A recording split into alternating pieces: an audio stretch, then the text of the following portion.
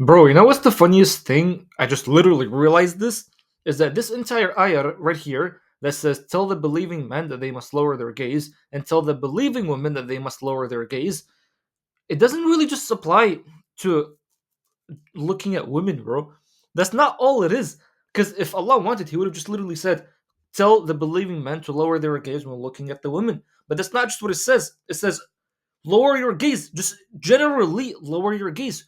You understand what that means? There's a whole secret right here, a secret power that Allah has given you, but you've been ignoring it the entire time.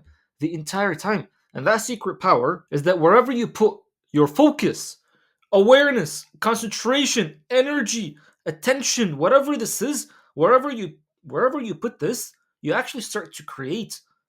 You understand that? Where you place your attention, your energy also comes. Where you place your attention, you're also creating in that moment. If you take someone and you make them sit down and you just make them watch a bunch of videos about, for example, like gory videos, do you think this person the next day is not going to see something in their own life that's gory? Something in their own life that basically gives them the same feeling that they just had when they were watching the gory videos? Because this is the thing, us humans, we've been honored by Allah, like more than any other creation on earth, to have this power that wherever we put our attention, we create life in it. Understand that you're also a co-creator. You can also create things. The images that you see within you, usually it comes out in real life. It comes out in the outer world. And that's why it's so important for you to guard this power that you have. And that's why Allah says, like, tell the believing men, because those of you who are believing, you guys already know that this power is already here. So lower your gaze. Don't just be looking at everything that you see. And it's not just the women, it's also the men. So it's not just telling you, like, don't look at the women that are passing by, don't look at the naked men that are passing by. Don't look at anything that's going to create life that you don't want. And you have to understand that Allah has honored the human being with this power. Allah says right here, like, we have offered the trust to the heavens and the earth and the mountains, and they declined it. They declined it, but the human being came and he took it. But as a result, because now we came and we took it, we have such great responsibility, and most of us are abusing this responsibility. So the images that we have in our minds, they always turn into reality. Think about this. If you take a human being and you raise them, make them live a life of poverty, don't even show them what true wealth looks like, don't even show them what a true life of wealth looks like, and just keep them in the, like, living in slums and all that stuff and just pure poverty. Do you really think this person, when they grow up, they start like becoming wealthy? That's impossible. It's only if that child or whoever that person is, they just experience just a glimpse of what true wealth looks like, then they're like, you know what? Like, I want that life. I don't want this life.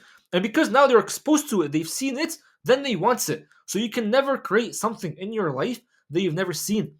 You know what that means? That means your entire life is your responsibility. If you're living a life of stress and anxiety and just pure depression, that's all because of your own fault, bro. So if you're living a life right now of, like, you don't have the amount of money that you want, you don't have the house that you want, you don't have the car that you want, it's all because of your own fault. The life that you're living right now, all of it is just an accumulation of all the past images that you're seeing, and that's what you created. So now, if you change the images that you see, and when I say the images that you see, it's not just the things that you see on the outside, it's also the things that you see on the inside, because you do have a spiritual eye. And then when you also lower your gaze, like lower the spiritual eye, you also affect the things that you see on the outside. And what I'm trying to say right here is that all of you guys, you have such a great power, and it's called visualization. Visualization. And if you think right now this power does not have any effect on the world that you have on the outside, just sit down, relax, and close your eyes, and just imagine yourself like you're sitting on top of the Burj Khalifa, and there is just nothing that's holding you. You're just on top, and you're witnessing the entire city. The entire city. Wouldn't you start getting this feeling in your belly? You feel like your heart is starting to, like, beat faster. This in of itself is proof that the things that you have here, they affect the things that you have on the outside in your life. The biggest secret that I learned, bro, is that whatever thing that you want, whatever thing that you want, if you just keep the thing that you want in your mind, visualize it, daydream about it, and you just sit in that state of you just daydreaming about the thing, you'll notice that somehow Allah Himself is going to start creating scenarios in your life just to eventually lead you to the thing that you want actually happening. And it's going to happen in such a way where you'd look back on your life and you're just going to be like, that was so obvious. The way it happened was so obvious. But that's the way Allah works. Allah works in such a way where in the moment it's unexpected, but when it happens, you're just like, that was so obvious. That was so easy. That was so effortless. And that's the beauty about it. Because you, you right now, all you have to do is just visualize the things that you want, visualize the images that you want, and leave the rest to Allah. Allah's gonna create the life, but you have to plant the seed. So all of us, we're just farmers, bro. We're just a bunch of farmers. And what's so funny is that we've been using this power all along, and we're creating things that we don't want. But it's not about wanting or not wanting. It's about your expectations. And that's why it says right here, it says, I am as my servant thinks of me. There's a whole hadith Qudsi where it says, I am as my servant thinks of me. So this is basically Allah saying that, like, whatever my servant thinks of me, I become that. So if you're always thinking that Allah is someone who's going to come and punish you all the time and is basically angry at you and is always going to give you a life of debts and just more bills and more pain and all that stuff, if you're always thinking like that, that's that's all you get. You might not want that, but that's what you're thinking. So that's what you're expecting. So that's exactly what you'll get. But now if you're the type of person that's always thinking good of Allah, that you're expecting that, you know what, like Allah carries me throughout my life just so easily. Anything that I want, Allah just comes and gives it to me so easily, without any effort, without any stress from my own. Everything just comes easily. Then that's exactly what you get, because these are the images that you're putting in your mind, and this is not just something that you say and then you're just like you're tricking your brain. You're just like, I said it, but it's not happening. It's not about you saying it, bro. It's about you imagining it. It's about you visualizing it. It's about you having it here in the inner first, and then as a result, it's gonna come out on the outside. And you have to understand, Habibi, like us humans, we're the only creature on earth that has this power. Any other creation, they don't have that power. So we're the only co-creators. But you have to understand, it's like all we have to do is just plant the seed. That's all you have to do, just plant the seed. And then when you plant the seed, because this is the crazy part, when you plant the seed, you basically have to start being in a state of surrender, a state of stillness, where Allah Himself is going to start putting inspiration in your heart, and you just act upon that inspiration, and then action by action, the path basically unfolds in front of you. But like act by act, you're going to start getting closer to the thing that you imagined, the thing that you want, the thing that you were visualizing.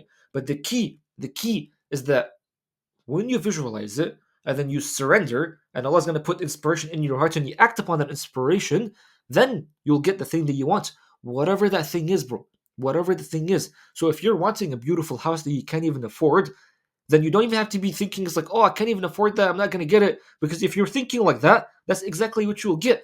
But then if you just imagine yourself in the house, imagine that that house is yours, and you imagine yourself in the house, touching the house, feeling the house, seeing your family in the house, then eventually, step by step, Allah's going to put inspiration in your heart where you're going to start doing little things. For example, like you'll go on Zillow, for example, and you just search up a house.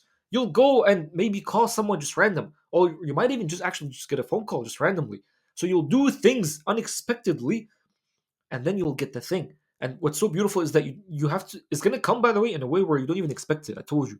In the present moment, it's going to come like you've never even expected it. And you're just going to be like, that's freaking crazy, bro. Just happened out of nowhere. But then you look back through, you're just like, oh, so this led to this led to this.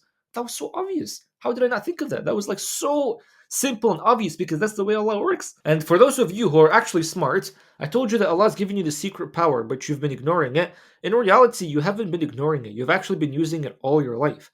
So for those of you who are smart, you would basically sit down right now and just think in your life, like, how is this power apparent, obvious in my life? Like, how did I use it and achieve the things that I have right now? Because anything that you have right now, you've been using this power, and that's why you have it. So just think, it's like, what did I do to get this? Like, what was the last thought that I had before I even went to sleep? What was I thinking? Like, what were the thoughts that were going on in my brain? That's why they say, don't ever let someone go to sleep angry. Because when someone goes to sleep angry, they're going to start creating a life of anger. So you just did them a huge disservice. Disservice. So just literally think, like, just analyze what's been happening in your past life, what's been happening yesterday, last week, and all that stuff. Just imagine, just literally think and analyze. And then you'll come to a conclusion where it's just like, That's crazy, man. Like, I've been creating all these things. I've been creating all of it. So if I've been creating the disease, the stress, the bills, and all that stuff, can't I also create the good things that I want? And 100% you can. 100% you can. Just start imagining them, and Allah Himself is going to start taking the wheel and basically making you go through life in a way where that thing becomes a reality. And that's why I say it's like this is the most effortless way to create the life that you want. Because again, this is not you that's doing it, it's Allah.